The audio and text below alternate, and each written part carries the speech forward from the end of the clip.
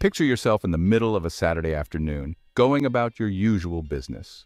You might be running errands, dropping by a friend's house, or taking a moment to relax at a coffee shop. Suddenly, your phone goes dark. Not just low battery, no power at all. Traffic lights at the intersections you pass are completely out. People on the streets can't seem to get their cars started or their radios to turn on. When you finally try to fill up on gas, you find that the pumps aren't working. Little by little, you realize that something has gone terribly wrong with nearly every electronic device around you. That bizarre surge or invisible wave you may have heard whispered about has arrived, and you're living through an event known as an EMP, an electromagnetic pulse that can, in some cases, disable large portions of the power grid and electronic devices in a flash. Many experts have warned that a well-executed EMP strike could be one of the most devastating threats to modern life as we know it. This possibility has even led to testimony before members of government, citing truly alarming worst-case numbers for how many people could perish if the grid remains down for an extended period. While there's debate about the precise percentage and the exact timeline, the dire predictions, sometimes referencing a figure as high as 90%, are enough to raise concern about what a nationwide or even continental power failure might look like in a world that relies so heavily on electronics and instant connectivity.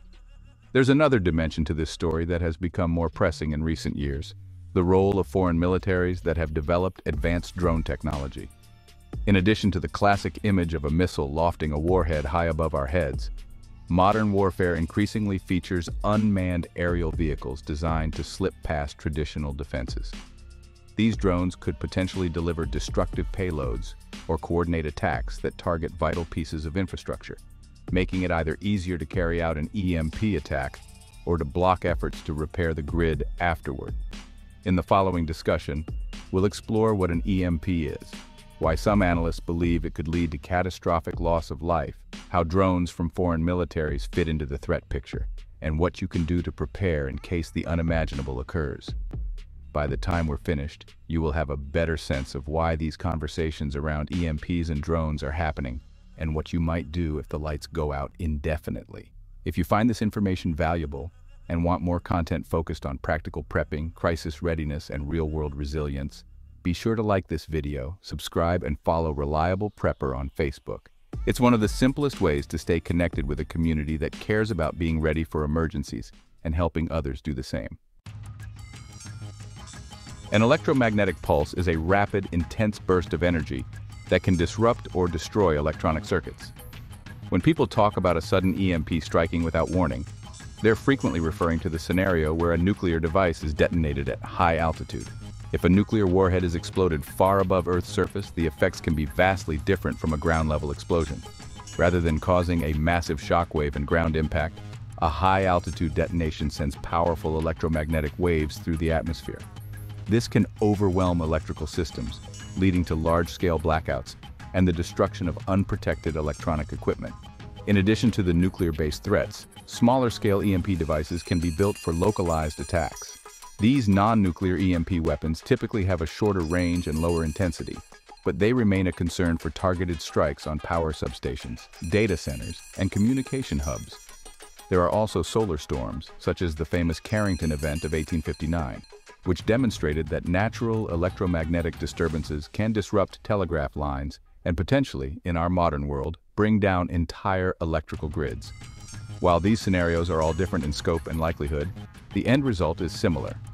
Important systems that keep civilization running can fail, possibly for a very long time. Our reliance on electronics and vast infrastructure is what turns an EMP from a science project into a potentially catastrophic event. The power grid itself is a marvel of engineering, but it's also delicate in many ways.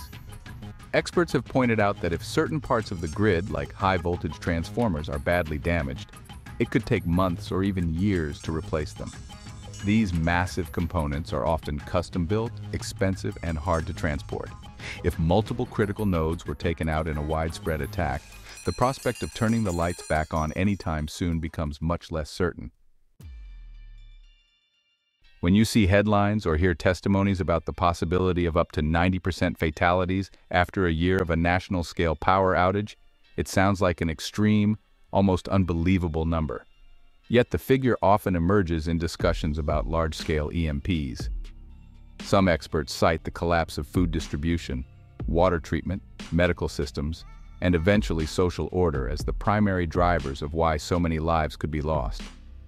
Even if the actual death toll in a worst-case scenario were less than that, the devastation would still be beyond anything most of us have experienced. The logic behind these doomsday predictions usually starts with the power grid. The moment the power goes out, water pumping stations begin to fail. Reservoirs that rely on electricity to move water to municipal areas no longer function. Sewage treatment stops as well, creating major sanitation issues that can lead to widespread disease. Grocery stores, which rely on just-in-time supply chains to stay stocked, could be cleared out almost immediately by panicked buyers. Without resupply, they have nothing to offer within a few days. Frozen and refrigerated foods spoil rapidly, leaving only dry goods and canned items as viable stock. Medications that require refrigeration or regular replenishment become increasingly scarce, risking the lives of those who depend on daily doses to manage chronic conditions. As days turn into weeks, public safety deteriorates. Law enforcement, firefighting, and emergency medical response services depend heavily on communication systems, vehicles that require fuel, and a functioning supply chain for everything from bullets to bandages. With no electricity, the ability to process fuel or keep vital equipment operational diminishes. Eventually, if the outages are nationwide and the government itself is overwhelmed, people might be forced to fend largely for themselves. Historically, large-scale societal breakdowns have led to spikes in violence, disease, and famine. The frightening part of an EMP scenario is that it can happen with shocking suddenness, catching entire populations off guard before any meaningful preparations can be made. There is disagreement among experts about the exact severity of a protracted nationwide power outage. Some insist that the 90% figure is realistic given the complete collapse of critical infrastructure, while others suggest that ingenuity, local community cooperation, and certain forms of backup power could mitigate the damage. The truth likely lies somewhere in between. Even if the final toll were half of that dire number, it would still be unlike anything the United States has experienced in modern times. The hours and days following an EMP could unfold with an almost tragic inevitability if large parts of the power grid were knocked out. That hypothetical timeline begins within seconds of the pulse. Sensitive electronics that aren't shielded can be badly damaged. Cars with advanced computer systems may stall or refuse to start. Smart appliances become useless. Internet routers die. People instinctively reach for their phones and find they can't power them on or that there's simply no signal to connect to. Within a few minutes, confusion spreads. Traffic lights and public transit systems fail. Emergency calls either can't get through or, if they can, they reach equally overwhelmed responders. Some phone lines might still work for a short period if they use older technology, but anything reliant on modern digital networks is likely to crash. Within the first 24 hours, food suppliers, gas stations, hospitals, and various communication hubs realize they're stuck. Backup generators can keep a facility running for a while, but once the fuel is gone, so is the power. By day 3, a lack of safe drinking water poses a danger to millions of people. The average household can only rely on what's already stored in pipes, hot water tanks, and maybe bottled supplies. As that depletes, people start seeking water from rivers, ponds, and lakes, which might be contaminated. The timeline typically marks the first week as the turning point. Grocery stores that haven't been emptied by looters or desperate families are basically out of stock anyway. Refrigerated goods and frozen foods are long since spoiled. Fuel is almost impossible to obtain because the pumps don't work without electricity, and distribution relies on vehicles that require fuel themselves. Hospitals start to become non-functional, even those with backup power, as they run out of supplies and can't sterilize instruments or maintain critical care environments. By weeks 2 and 3, city populations are facing extreme hardships. Trash and human waste accumulate, increasing disease risks. Medical emergencies go untreated. People who are insulin-dependent or on life-saving medications face a critical juncture. Overcrowded shelters, if they exist, can be a breeding ground for illness. Without electronic communication, local authorities can't coordinate well, and the military, if still functional, might be stretched thin across vast areas. As a month passes, many of the systems we take for granted have either shut down entirely or have fallen under partial local control, often chaotic or improvised.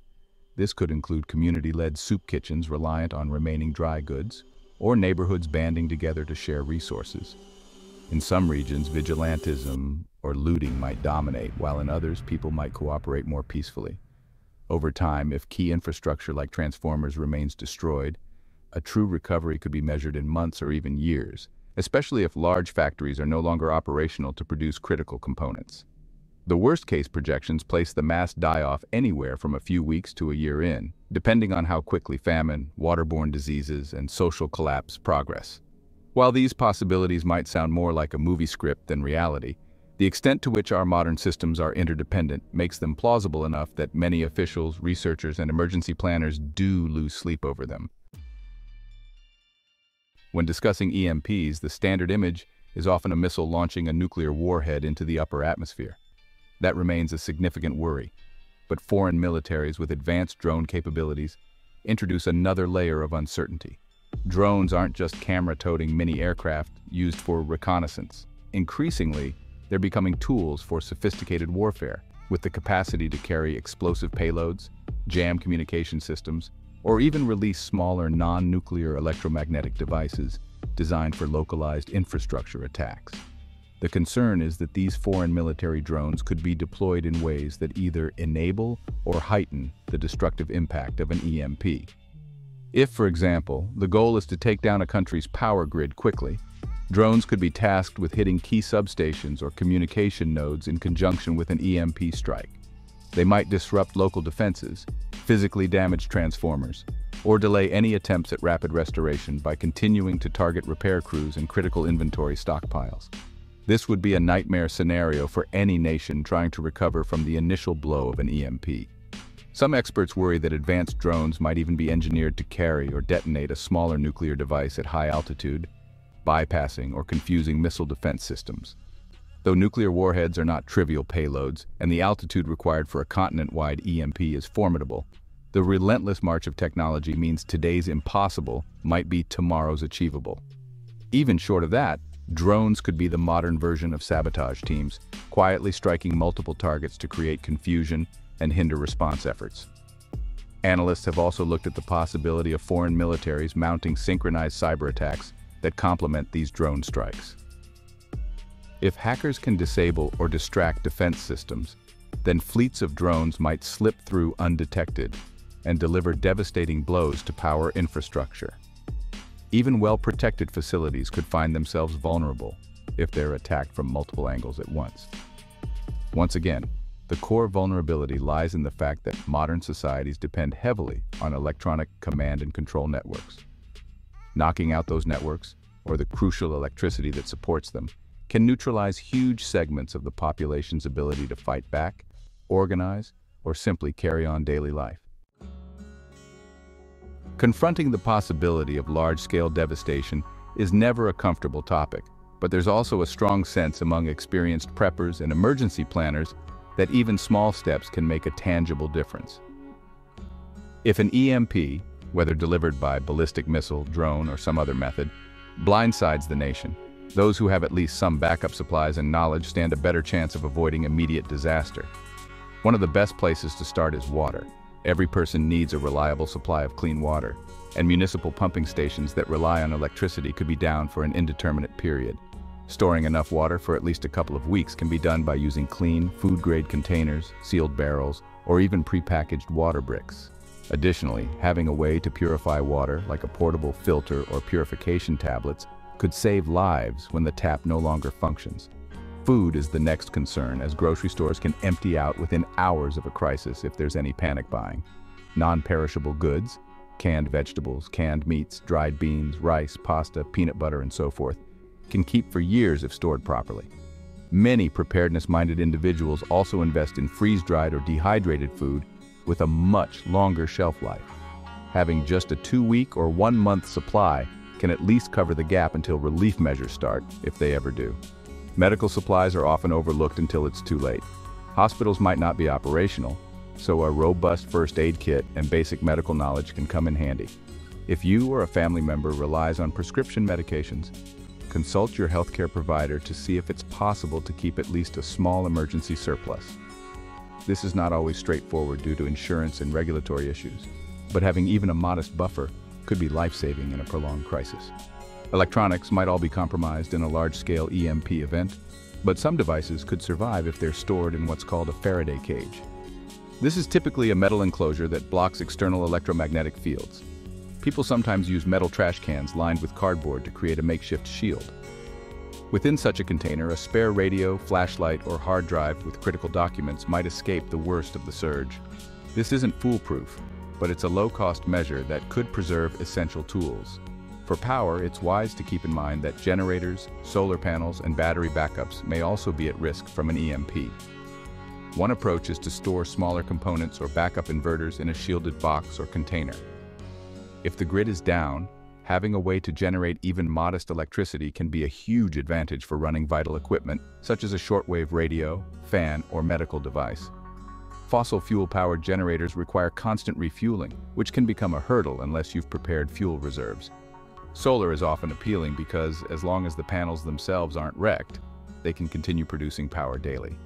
Communication is a crucial element. With cell towers likely down, ham radio is a favorite among preppers. Getting a ham radio license isn't too difficult. And once licensed, you can practice with equipment that might function if protected. Emergency communications can be invaluable for coordinating with neighbors or learning about relief efforts. On the topic of security, there's no one-size-fits-all solution. Whether you live in a dense urban area or a rural region, crime can become a factor if law enforcement is spread too thin or lacks the resources to respond. A strong community is one of the best deterrents to crime. People look out for each other, share resources, and can collectively organize patrols or communicate about emerging threats. Those who choose to own firearms for self-defense should undergo proper training and stay within the bounds of local laws. Responsible ownership and a balanced perspective on security can go a long way. If drones are being employed by foreign militaries to strike infrastructure or hamper recovery efforts, there's little an individual can do to counter them directly. That's a job that falls on military and specialized security teams equipped with counter-drone technologies. However, staying alert to suspicious drone sightings, especially around critical facilities in your region, and reporting them quickly can be helpful. Community awareness may serve as an early warning system, and local authorities might intervene in time. If an EMP does occur, and you find yourself in the midst of that moment when electronics are gone and confusion reigns, the first day or two is all about maximizing any resources you already have in your home. If your water is still running for a short time, fill every container and bathtub you can. After that, your stored supplies come into play. Having the discipline to ration water and food, even if the outage seems like it might only last a few days, is important in case it drags on far longer. Listen to any available radio signals if you have a working receiver. Often, government or emergency agencies will try to broadcast on certain frequencies. If you hear credible information about evacuation centers, relief distribution points, or other resources, take note. Whether you decide to remain where you are or move to a different location depends on many variables, including your personal safety, the condition of your home, and whether you can access food and water. As the days pass, keep an eye on sanitation. Something as simple as a lack of proper trash removal can lead to outbreaks of illness. If you can, separate waste and store it safely away from living spaces. Human waste might have to be handled with improvised methods such as lining buckets with plastic bags and using a small amount of disinfectant. While unpleasant, these measures are necessary to avoid larger health crises. Security can become more pressing if the outage is widespread and prolonged. Stay cautious, but avoid panic. If you have a close-knit community, organize rotating watches, communicate frequently, and share information about any hazards. This mutual support can drastically reduce criminal activity. People who become desperate for food or water may try to take from others, and you'll have to decide how best to handle such situations in a way that keeps everyone as safe as possible. These short-term tactics can buy you time. Realistically, if the grid is down for a long stretch, you may need to shift into an even more sustainable approach. That could mean harvesting rainwater or creating a makeshift purification system if your existing supplies run low. It might also mean cooking with wood or using other traditional fuels if natural gas and electricity aren't available. Every step is about adapting to a new normal that doesn't rely on a centralized power grid or highly specialized technology. If foreign military drones are actively disrupting your region, You may see repeated blackouts or targeted strikes on places like transformers or roads. Travel could be risky if these drones are monitoring major highways or gathering spots. In such a scenario, gathering reliable intelligence about where strikes are occurring becomes critical. Sometimes, word-of-mouth or ham radio networks can keep you informed better than official channels if those official channels are offline or overloaded. While the thought of an EMP event is unsettling, being aware of the possibility lets you take small, concrete steps to guard against the worst of it. The same precautions, stored water, food, medical supplies, and a plan for communication can help you weather many kinds of disasters, not just EMPs. Indeed, these measures are also useful for natural calamities like hurricanes, earthquakes, or localized blackouts. It's about building personal and community resilience in a world where events can escalate rapidly and unpredictably. If the role of foreign militaries and drones adds a frightening twist to all this, it also underscores that these are challenges beyond any one individual's control. Nevertheless, awareness is still crucial. You don't have to be powerless. By staying informed, preparing sensibly, and working with neighbors or local groups, you can improve your odds in a crisis. If you found this information helpful, please remember to like this video, subscribe to this channel, and follow Reliable Prepper on YouTube for more insights into how to be ready for emergencies large and small. Self-reliance starts with knowledge, but it truly takes shape when knowledge is turned into action. So learn all you can, spread the word, and consider ways to strengthen your home and your community against whatever might come your way. Stay safe out there, and thank you for watching.